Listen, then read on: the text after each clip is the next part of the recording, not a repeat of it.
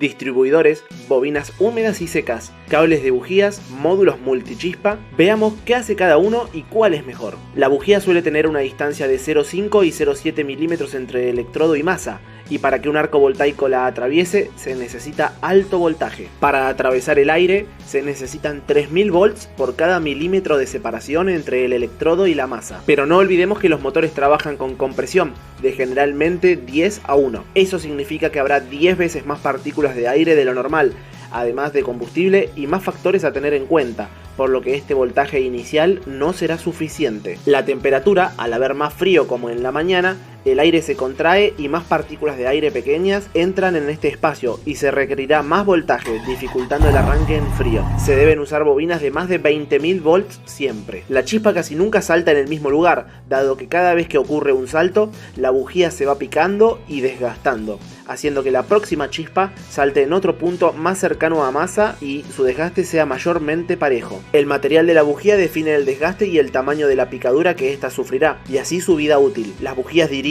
suelen durar más que las convencionales, incluso al tener un electrodo muy fino. Su desgaste es tan bajo que no necesita más material. Además, al tener un electrodo fino, concentra los electrones en un único punto, lo que mejora la formación del arco eléctrico haciéndolo más potente. La distancia del electrodo puede ser regulada y acercada para mantenerla dentro de los valores aceptables, según el desgaste que vaya sufriendo, aunque es preferible reemplazarlas según el manual del auto, aproximadamente 50.000 kilómetros. Las bujías también se encargan de extraer el calor del cilindro. La combustión óptima ocurre entre los 500 y 800 grados Celsius. Mantener una cámara de combustión fuera de esos valores reduce la eficiencia, y acá es donde entra el grado térmico de la bujía. El grado térmico es la capacidad de la bujía para extraer calor del cilindro. Un grado térmico incorrecto hará que la temperatura del cilindro suba y derrita al pistón y a la misma bujía, pero un grado térmico muy bajo hará que el cilindro trabaje frío y poco eficiente. Además, las bujías están diseñadas para autolimpiarse el carbón que se le pega, y si la bujía está fría,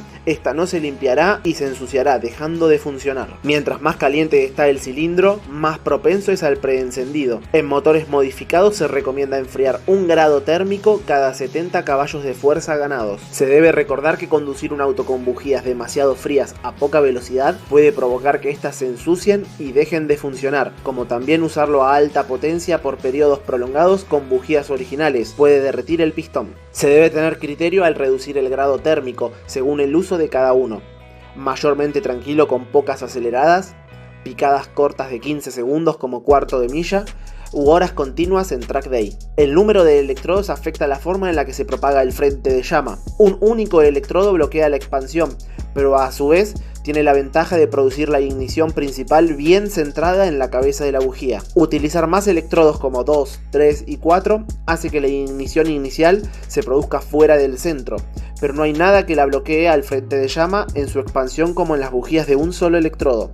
No obstante, esto no significa que salten más arcos eléctricos, casi siempre es uno solo, lo que significa que estas bujías no siempre son mejores que las de un solo electrodo. Las bujías sin electrodos también son muy buenas, no hay absolutamente ninguna obstrucción, el frente de llama se expande libremente, pero la distancia de entre electrodos suele ser muy grande y requiere bobinas especiales y más costosas. Por esta razón no son utilizadas, aunque son las mejores en rendimiento. Utilizar bujías desgastadas hará que se necesite más voltaje y la bobina comenzará a sufrir estrés.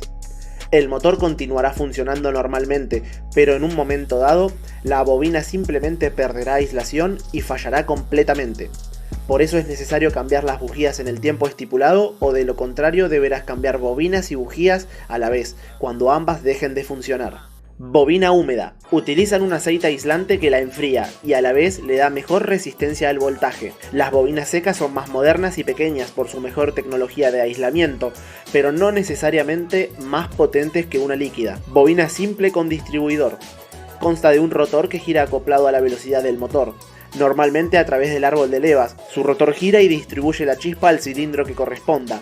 Su funcionamiento es sencillo y fácil de entender. También suelen incorporar un sistema de avance por vacío, donde se conecta una manguera al múltiple de admisión y en función del vacío del acelerador se sabe si está con mucha o poca carga. A su vez, También tiene un mecanismo centrífugo, es decir, mientras más rápido gira el distribuidor, se aumentará el avance de chispa. También existen distribuidores con módulo electrónico. Dentro de este hay un transistor que reemplaza a los viejos platinos que utilizaban los distribuidores antes. Este sistema no se desgasta y tiene mayor vida útil que los platinos. El problema del distribuidor es que es una parte móvil, y toda parte móvil está sujeta a desgaste y rotura. Es sensible a la humedad y al agua. Además, este sistema no es muy bueno si existe una computadora que maneja el encendido. Hoy en día ningún automóvil moderno utiliza distribuidor. Además, los contactos del distribuidor tienen resistencia y reducen la efectividad de la chispa. De ahí aparecen las bobinas de chispa perdida que veremos ahora. Estas bobinas suelen alimentar a 2 bujías a la vez. Una chispa es útil y enciende la mezcla justo en el cilindro correcto. La segunda chispa salta en un cilindro que se encuentra en la etapa de escape. La presión en el cilindro de escape es muy baja, por lo que la chispa consume poca energía. No obstante, es energía desperdiciada. La segunda chispa saltará en el cilindro necesario causando la ignición. Basta que falle una bujía o un cable para que 2 cilindros dejen de funcionar. Esta pérdida de energía es comparable a la pérdida en los contactos del distribuidor, por lo que la única diferencia contra el distribuidor es que se tiene mayor control sobre el avance, dando ligeramente más potencia y que no tiene partes móviles que puedan romperse, pero la chispa es igual de fuerte que con distribuidor. Estas bobinas de chispa perdida son muy utilizadas en los autos de baja y media gama nuevos. Bobinas individuales. Cada bobina está directamente conectada a un cilindro. No hay pérdidas como en los otros 2 métodos. Produce la mayor ganancia de potencia, pero es un método muy caro. Al tener que manejar una única bujía de manera directa, se puede dar un poco más de separación entre los electrodos de la bujía, dando una chispa más larga y de mayor tamaño, mejorando el encendido. Bobinas tipo capuchón. Estas bobinas son montadas directamente sobre la bujía y no tienen cables. Al no tener cables, se reducen las pérdidas al mínimo y sobre todo se reducen los ruidos magnéticos que estos producen. Hoy en día son muy utilizados en todos los autos de alta gama y producción en serie. Cables de bujías. Los cables de bujía llevan la alta tensión de la bobina a la bujía, pero esto no es tan simple. En los autos viejos o sin sistemas electrónicos pueden ser de poca resistencia, pero en los autos donde ya se incorpora un poco de tecnología, esto ya no es posible. Ahí es donde nacen los cables resistivos. Cuando el alto voltaje viaja por el cable, crea un campo electromagnético alrededor. Este campo afecta a todos los sensores electrónicos que tiene el auto. En otras palabras, supongamos que hay un sensor de revoluciones cerca. Cada vez que dispara la chispa, este campo le hará creer al sensor que hay más revoluciones de las reales, confundiendo a la computadora y perdiendo mucha potencia. También puede ocasionar interferencia en sistemas de sonido y recepción de radio. En resumen, los cables están construidos con núcleo de hierro y el conductor que lleva la chispa a la bujía va dando vueltas alrededor de este. Esto crea un inductor que frena a la interferencia de alta frecuencia por completo. También puede agregarse una malla que recubre el exterior para controlar el campo eléctrico y drenarlo seguramente a tierra. Esto evita que el disparo de chispa en un cable se induzca magnéticamente en el cable de al lado. Obviamente estos métodos reducen la potencia de la chispa, pero son muy necesarios o el sistema electrónico no funcionará.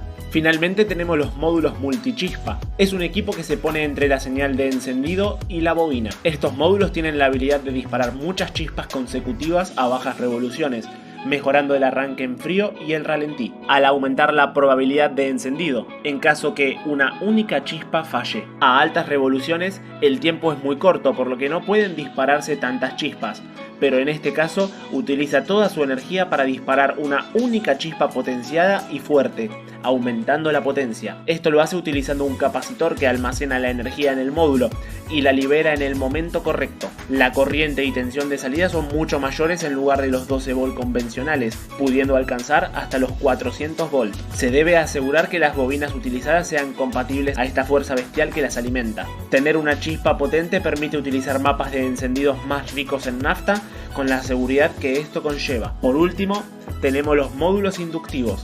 La función es la misma que los módulos capacitivos multichispa, pero en lugar de almacenar la energía en un capacitor, utiliza bobinas para almacenar energía y elevar el voltaje. La principal diferencia con el módulo capacitivo es que en lugar de disparar varias chispas, el módulo inductivo puede mantener a la chispa encendida por mucho tiempo, siendo mejor que varias chispas interrumpidas. Al haber una única chispa, es mejor en términos de interferencia, ya que esta no se presenta en pulsos, sino una única vez. No obstante, las chispas que produce el módulo multichispa son más potentes y se recomienda en casos donde el vehículo funciona con carburador. Ahora, si ya hay inyección electrónica instalada, se recomienda utilizar módulos inductivos. And they say if we'll only avoid any confrontation with the enemy, he'll forget his evil ways and learn to love.